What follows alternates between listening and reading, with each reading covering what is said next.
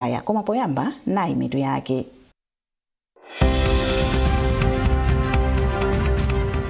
Boma lati liwonetsetsa kuti layika poyera ngongole zomwe dziko lino lili nazo. Bungwe la Malawi Housing Corporation lakhazikitsa ndondomeko yokonzanso malo a Area 1 Malangalanga Staff Quarters ku Lilongwe. Ndipo Amalawi awalangiza kuti azisunga ndalama zawo ku mabanki kapena mabungwe osunga ndalama komwe ndalama zawo ndi zotetezedwa.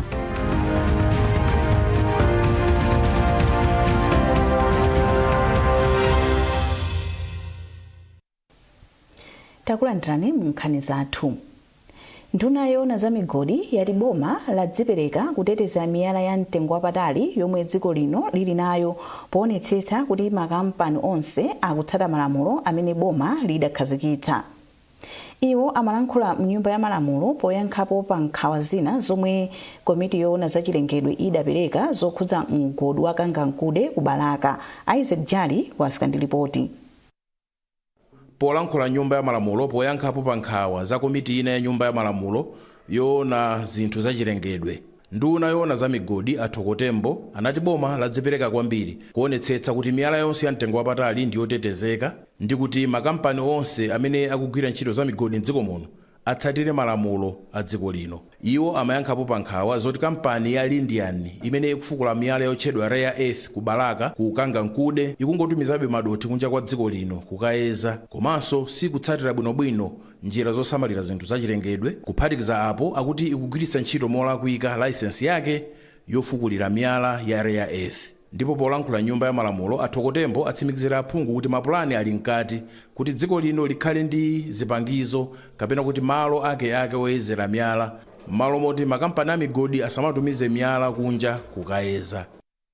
Pali gap ndi anthu kumvetsetsa kuti kodi zimakhala motani pa masamples. Nkhani yakulu ndiyo kuti kwathu kuno tilibe malaboratory okuti aziyeza kuti kodi mdothi limene muli maminerals otani, ndi tikugwira ntchito kuyesetsa kuti tokha ku ministry tikhale ndi laboratory yamphamvu yopangidwa accredit yokuti anthu akhoza kumabweretsa masamples awo, komanso tikugwira ntchito limodzi ndi madonors kuti atithandize kuti tikhale ndi laboratory. Tikakhala ndi laboratory ndikuti masamples sazipitanso kunja, ndi anthuso azimvetsetsa kuti chuchitika ndi chani makamaka pa nkhani yofuna kuyeza kuti kodi miyala imene tili nayo kwathu kuno muli zotani. Charles Muhango ndi nduna yoona za chilungamo ndipo atsimikizira makampani onse amene akugwira ntchito za migodi m'dziko muno kuti dziko lino lili ndi malamulo abwino okhudza za migodi, koma chofunika nchoti nawonso makampaniwo azitsatira malamulo a dziko lino. Ndikuziwa kuti kumbuyoko muziko muno nkhani yopanga business malamulo athu ndi ndondomeko yathu yochitira business Malawi muno inali yovuta kwambiri, makamaka anzathu ochokera kunja. Malawi inali yovuta kwambiri kuti munthu wokunja ayilowe azachite nawo business. Anzathu a World Bank, anzathu a International Monetary Fund imene IMF akhala kuti dandaulira ngati ziko.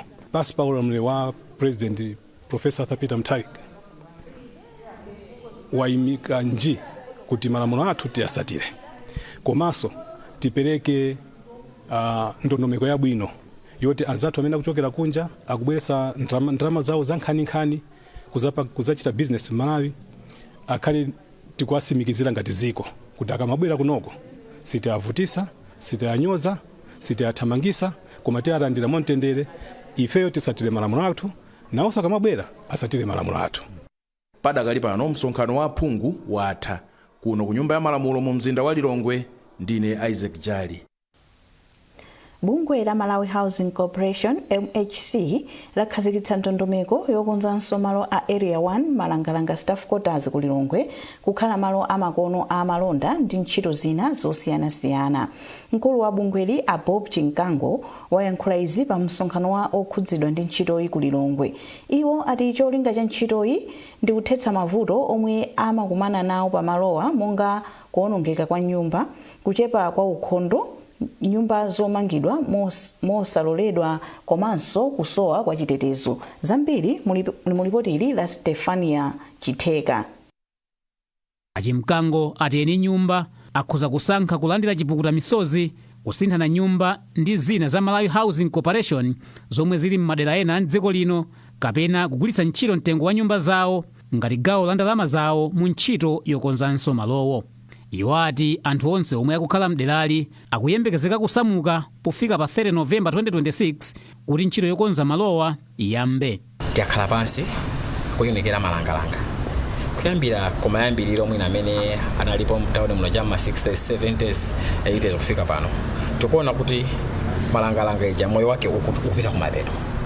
Nyumba zili malangalanga zoti pano munthu kamagona kukhala mvula madi kumakucha komanso kuchitika zinthu zambiri monesenya kutaya pana paliponse zoti ndi pakati pa pantima palilongo pamesole pantima pa Malawi zisamveseseka tili tione even matoilet facilities ali pene pachando okumba kwa pakati pa town ndeko mbali inayiso kuchitika saumbanda zambiri anthu ogulitsa zinthu zosakhala bwino illegal trade.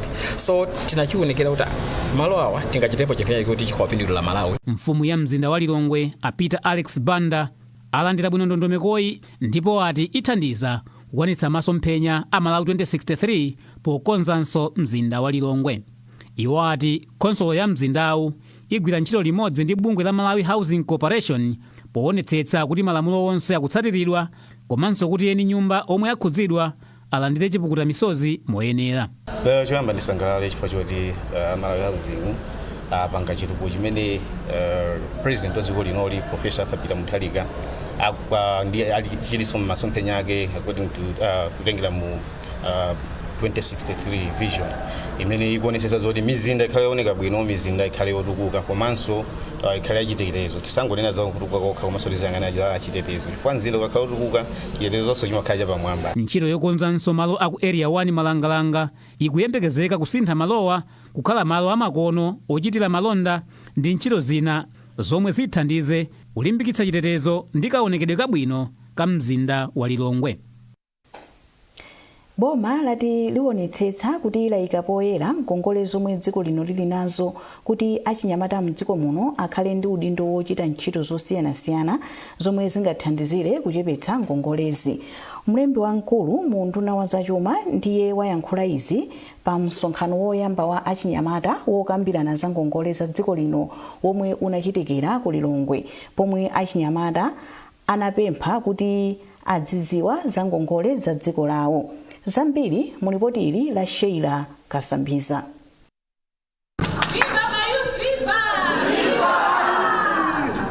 Boma lalandira maganizo kuchokera kwa achinyamata ofuna kuti ngongole za dziko lino zikhale pa mbalanganda komanso layamikira gawo limene achinyamata akuchita polimbikitsa kayendetsedwe kabwino ka ntchito za boma. Poyankha madandaulo achinyamata omwe adayankhulidwa pa msonkhano owunika ngongole zomwe boma lili nazo, mlembi wamkulu mu nduna wa zachuma Patrick Lipava anati boma ndilokonzeka kugwira ntchito limodzi ndi achinyamata komanso ena onse okhudzidwa kuti anthu onse amvetse bwino momwe ngongole za dziko amaziyendetsera. Boma ndilozipereka kuti tikonze mavuto amenewa makamaka kuchepesa mulingo wa ngongole omwe tili nawo. Ndifake mwaona kuti panopa boma likuchepesa kangongoledwe kake kandalama pa msika wa pa Malawi pano kamene kuti pa domestic market. Cholinga chake ndichonena kuti tichepese ngongoli komanso boma linayika ma austerity measures njika penanso ma expenditure controls. Ndicholinga chonena kuti ngongoli manager ikhale kutsika ndipo ifike pa level yonena kuti tikhozanso dziko lino kubwerera nchimake ndi kumayendesa chuma cha dziko lino bwinobwino pita patsogolo. Malingalirowa abwera pa nthawi yomwe ngongole za boma zakwera kwambiri kuchoka pa 3.9 trillion mchaka cha 2019 kufika pa 24 trillion kwacha mchaka cha 2025. Pofotokoza malingaliro ndi madandaulo achinyamatawa, achifundo Robert ochokera ku bungwe la Youth Forum for National Transformation Yofonat anapempha kuti pakhale njira yoonetsera poyera nthawi zonse zambiri zokhudza kubwereka ndi kagwiritsidwe ntchito ka ngongole zomwe boma latenga. Pazikhala ndondomeko zooneka bwinobwino makamaka pofuna pa nthawi imene pali boma mwachisanzo likubwereka ndalama. So wina lesa azikhala ndi kuthekera kuona kuti kodi chimene chikuchitika ndi chani ngati achinyamata. Chimene chikuchitika ndi chani pamene boma likubwereka ndalama komanso pa nthawi imene likugwiritsa ntchito ndalama zimene mwina labwereka. So tikufuna kuti wina lesa azikhala kuti akuziwa. Mwa malingaliro omwe aperekedwa, achinyamata apempha boma kuti likhazikitse njira ya makono yoonetsera ngongole za dziko lino kuti mzika zidzipeza uthenga wambiri okhudza ngongole za dziko lawo mwachindunji. Yemwe anayimira bungwe la United Nations a Penelope Campbell anagwirizananso ndi kufunika koyika poyera mlingo wa ngongole zomwe dziko lili nazo. Iwo alonjeza kupitiliza kugwira ntchito limodzi ndi achinyamata pothandiza kulimbikitsa chidwi chawo chosamalira chuma cha dziko lino. Msonkhano wa masiku awiriwu unabweretsa pamodzi achinyamata oyimira mabungwe osiyanasiyana kuchokera mdziko lonse, akuluakulu a boma kudzanso mabungwe omwe amathandizana ndi dziko la Malawi pa chitukuko.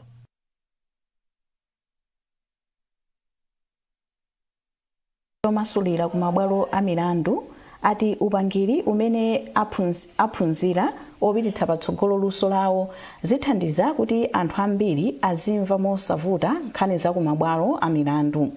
Mmodzi mwa majaji ku Mzuzu a Thompson Ligowe ati maphunzirowo athandiza kuti anthu azimvetsetsa bwino ndi kutsatira nkhani mosavuta. Hassan Phiri wabwera ndi zambiri mu ripoti ili. Anthu ogwira ntchito ku mabwalo a milandu kuphatikizapo makalaliki ndi ena amene amamasulira milandu mu chilankhulo chachichewa aphunzira ukadaulo omasulira milandu kuphatikizapo mmene angalembere ndi kusunga malipoti osiyanasiyana. Mmodzi mwa majaji ku bwalo la milandu la Mzuzu, Justice Thompson Ligowe, ati maphunzirowo athandiza kuti pakhale kulumikizana bwino, kumvana komanso kuyendera limodzi ndi anthu pamene milandu ili mkati. Ndikofunikira kuti nawonso ogwira nawo ntchito ku judiciary adzatenge nawo mbali pa kuphunzira kumene kwachitika msabata imeneyi, kuti tingathe nafenso kumatumikira anthu Malawi muno moyenera komanso mwapamwamba. Mmodzi mwa akuluakulu ku sukulu ya ukachenjede ya Mzuzu a Joshua Kumwenda ati kulephera kumasulira bwino mlandu ndi zinthu zosokoneza pa ntchito yozenga ndi kugamula mlandu. Iwo anapereka chitsanzo cha mlandu wa chisankho cha 2019.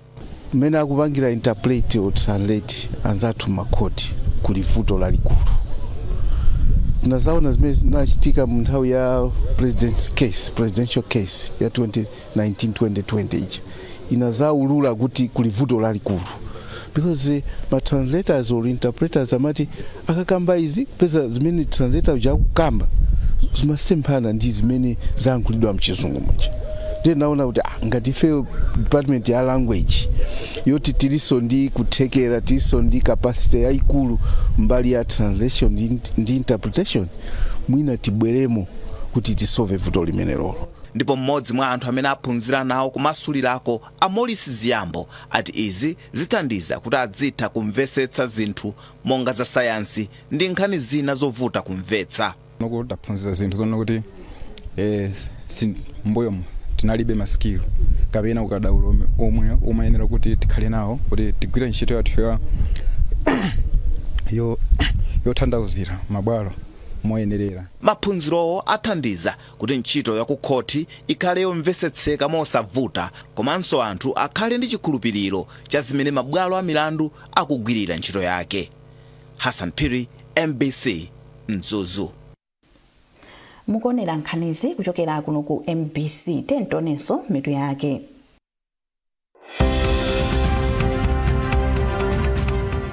Boma lati liwonetsetsa kuti layika poyera ngongole zomwe dziko lino lili nazo. Bungwe la Malawi Housing Corporation lakhazikitsa ndondomeko yokonzanso malo a Area 1 Malangalanga Staff Quarters ku Lilongwe. Ndipo Amalawi awalangiza kuti azisunga ndalama zawo ku mabanki kapena mabungwe osunga ndalama komwe ndalama zawo ndi zotetezedwa.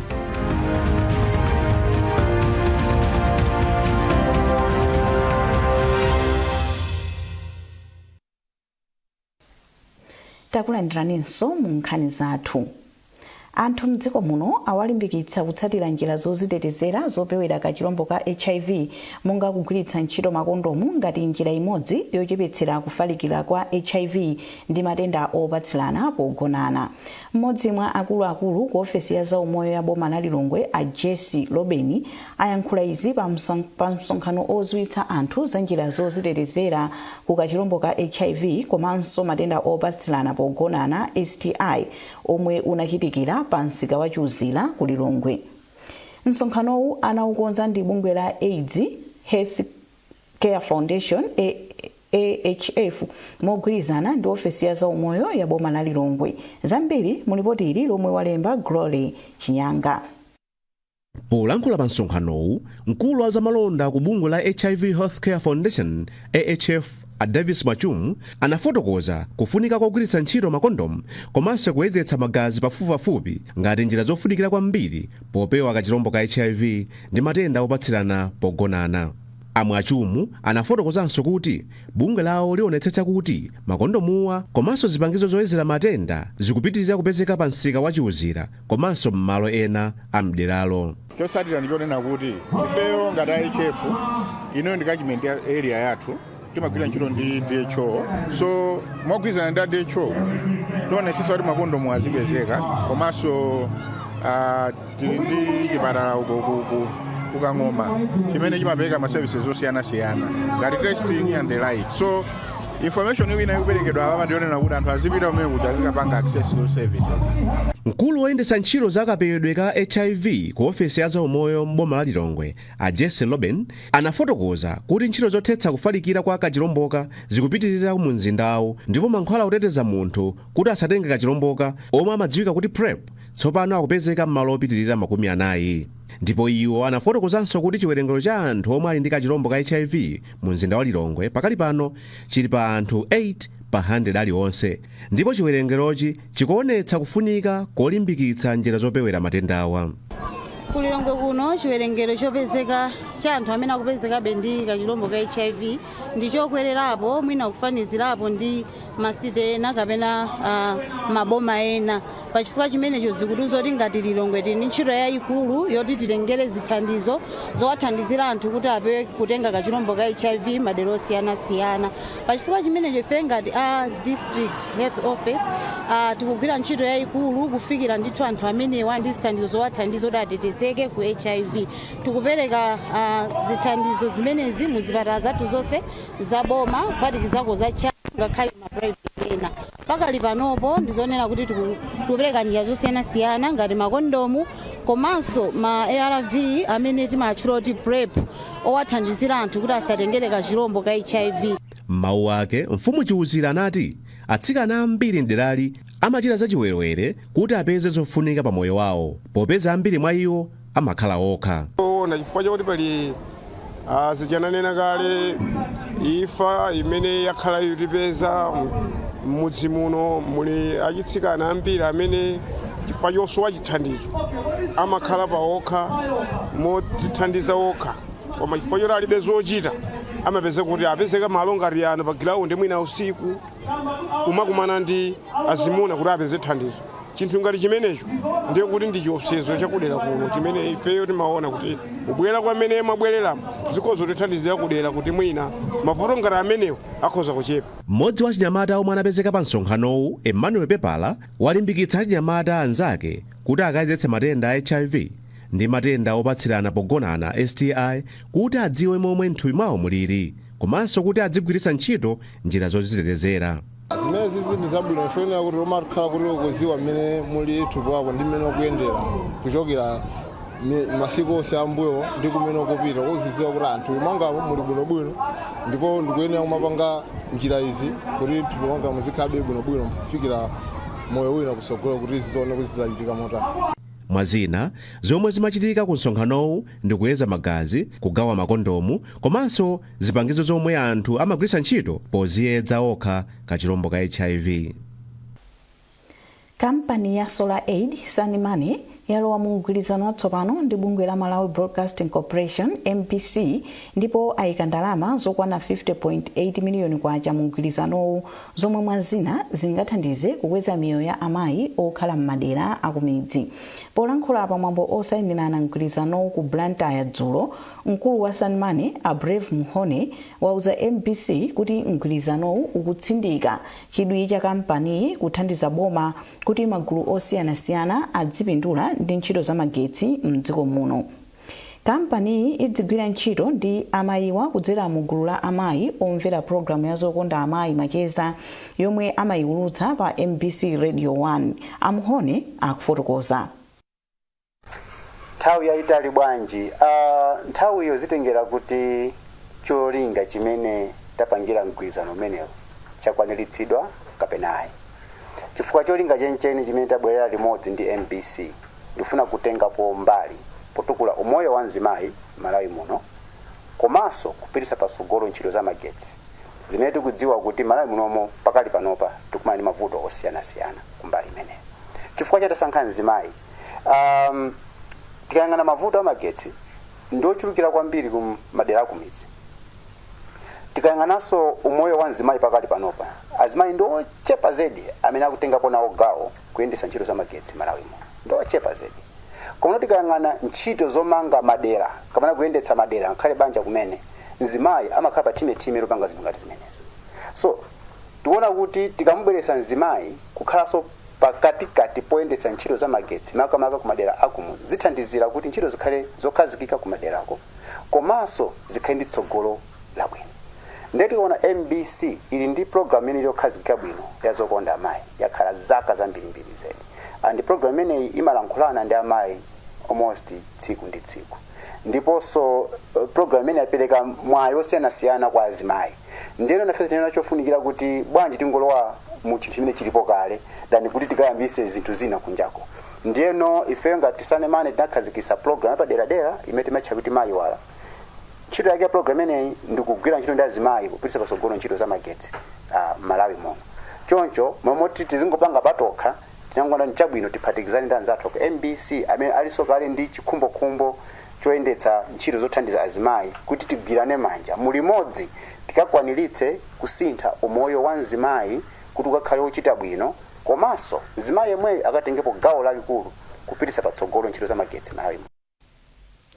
Pothirirapo ndemanga, mkulu ona zachuma ku MBC Andisi Songa ayamikira kampani ya Sanmane kamba kugwirana manja ndi bungweli pokweza miyoyo ya amayi mdziko muno.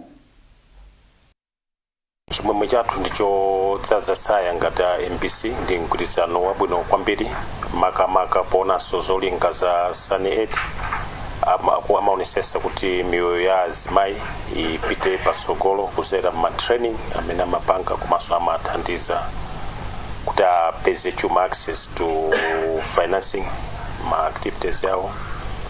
Ndi MPC so ndi program imene tinayo signature program ya zokonda mayi macheza zikugwirizana ndithu kuti chithandizo chawo chitithandiziranso kuti ma initiatives amene MPC kupanga kudzera program imene zipitire patsogolo. Nthambi ya polisi mdziko muno yadandaula ndi kuchuluka kwa mchitidwe wophana komanso kuzipha m'boma la Mzimba komwe kwachitika imfa zoposa 50 za mtunduwu kuchoka mwezi wa Januwale chaka chino chokha. Mkulu wa polisi mdziko muno Richard Luhanga ayankhula izi kuhola m'bomalo pomwe anatengera mwayi wa mwambo wa angoni wa umthetho powunikira anthu zavutoli. Musasecheyo walemba ripoti ili. Maripoti akusonyeza kuti kuchoka mwezi wa Januwale chaka chino mchigawo cha kumpoto kwachitika imfa pafupifupi 87 zophana kapena kuzipha, ndipo m'boma la Mzimba lokha anthu 50 ndiomwe ataya miyoyo yawo kupyolera mu mchitidwewu. Izi zachititsa nthambi ya polisi kuti iwunikire anthu zavutoli m'madera osiyanasiyana kuphatikizapo kumwambo wa angoni wa umthetho. Mkulu wa polisi mdziko muno Richard Luhanga wati anthu akuyenera kukhala ndi uthenga woyenera kuti mchitidwewu uchepe. Kumzimba kuno vuto lozipha ndi lalikulu, vuto lophana ndi lalikulu, vuto lonenezana za ufiti ndi lalikulu, kulimbirana malo nkwakukulu. Zinthu izi zimapangisa kunena kuti milandu yakuphana ndi milandu yomenyana ichuluke. Nawo nabwera kuno chifukwa kuti mwambo umenewo umabweretsa pamodzi mafumu ochokera mu Mzimba monse muno komanso akuluakulu osiyanasiyana mu Mzimba muno. Ndiye naganiza kuti titayankhula anthu amene wawa uthenga wathu upita bwino kwa anthu, ndipo tionesa kunena kuti tili ndi dandaulo lomveka kwambiri lomwe alitenge akawuza anthu ndipo akayesese kunena kuti athane nalo zimene zichepereko m'madera mwawomo. Mawu awo inkosi ya makhosimbero yachisanu yayamikira apolisi kamba kachidwi chawo pofuna kuchepetsa mchitidwewu. Kubwera kwawo kwapereka chithunzithunzi kwa anthu unena kuti azizozo kuti zimenezozo sizovomerezedwa, sitikuyeneka kupanga yonchi. Ngati talakwirana tisatenge malamulo kuyika m'manja mwathu. Apolisi aliko chifukwa cha ntchito imeneyo yote azipanga zimene. So ndinothokoza kwambiri komanso kukhutira kwambiri kuti avomerezanso pempho langa lonena kuti chaka ndi chaka tikamakhala ndi mwambo umenewo azitengapo mbali imeneyo, chifukwa chonena kuti ndipokhapo pamene anthu angathe kumvetsetsa kuti tikuwauza chani. Ma morals athu, we need to promote our morals. Kudzera muchikhalidwe ndi pamene tingakhale ndi ma morals oyenerera. Imfa zambiri za mtunduwu akuti zikuchitika pa nkhani zokhuza kuganizirana za ufiti, maubale, kulimbirana malo ndi zina. Musase Cheyo, MBC Mzimba.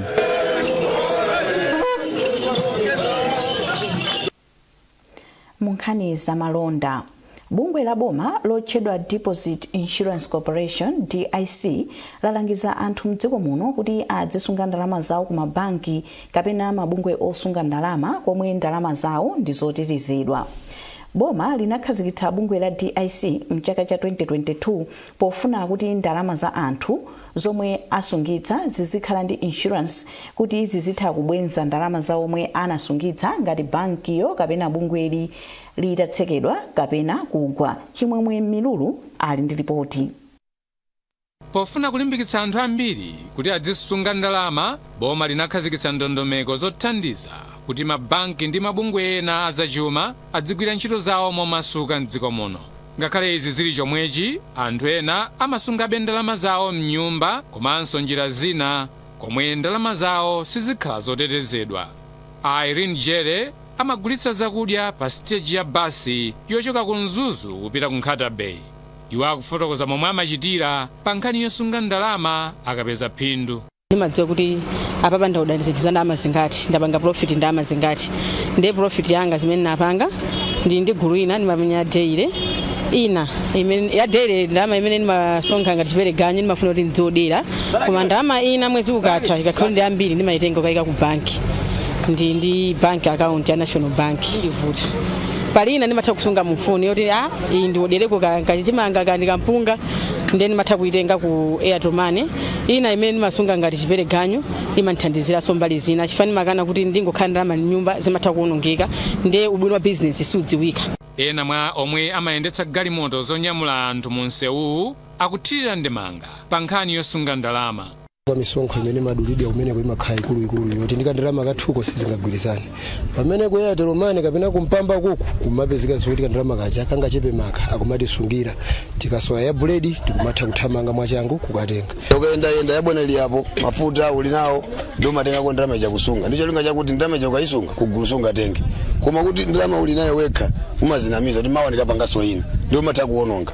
Ndio kusunga ndalama pa weka ndizovuta. Ndima kwa katundu sunga katundu katundu kamene ndi paulova chasino kugwira parogusa kangamuranga katundu ya ndikunya kugulisa kuti timendi paulova pacha zoti ndi paulova sonekere ayi mungene driver nanga mulimi ungakhale mulimi opanda kagadi ni pakoma. Mmodzi mwa akuluakulu ku bungwe la Deposit Insurance Corporation Alowina Mwasigala akuti kusunga ndalama ku mabanki ndi mabungwe omwe analembetsa ku bungweli zimathandiza kuti ndalama zawo zikhale zotetezeka. Ngati banki yagwa, anthu amene asunga ndalama ku mabanki asaluze ndalama zawo. Asathe kutenga ndakupanga recover ndalama zimene anasiyako ku account kwawo. So bungwe ili linakhazikidwa ndi boma komanso Reserve Bank kuti ziteteza ndalama zimene zimasungidwa mu mabanki.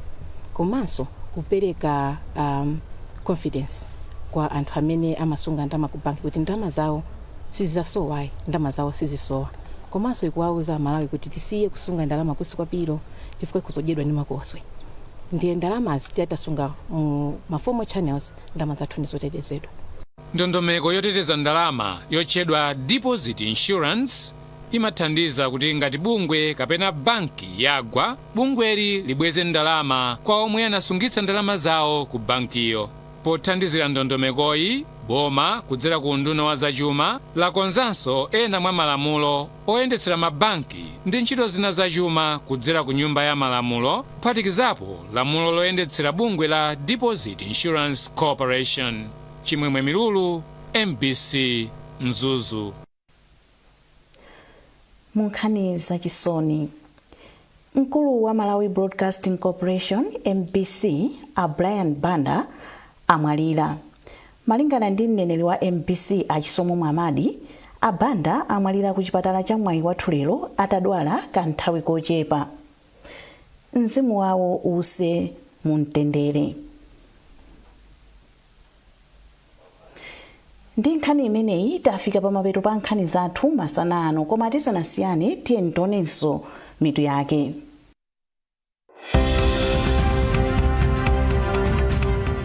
Boma lati liwonetsetsa kuti layika poyera ngongole zomwe dziko lino lili nazo.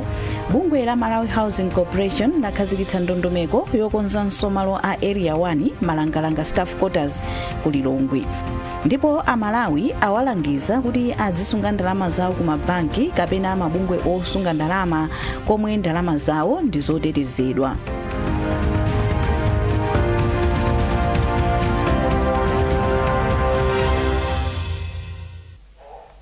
Pezani nkhani ndi zina zambiri popita pa mbc.mw kapena MBC Digital pa Facebook, Instagram komanso X.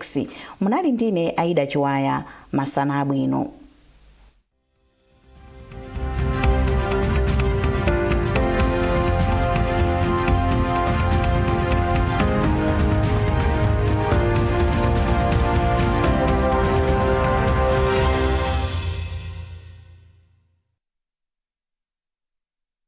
Bring the nation